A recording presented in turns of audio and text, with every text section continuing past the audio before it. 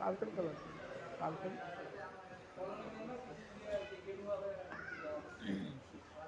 আপনি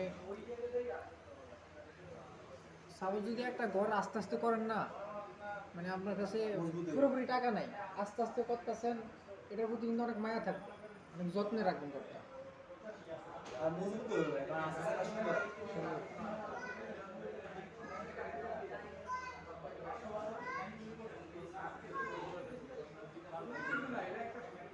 আমার শালা বুঝলেন চাষার লাগে জিত করে পুকুর বইরা টাকা করে বলবে এটা বিদায় গেছে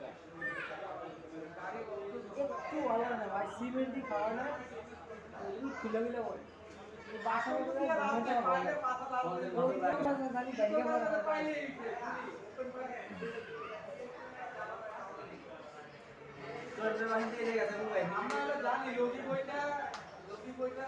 ইনশাল্লাহ হবে আরেকটা, ভরসা রাখেন।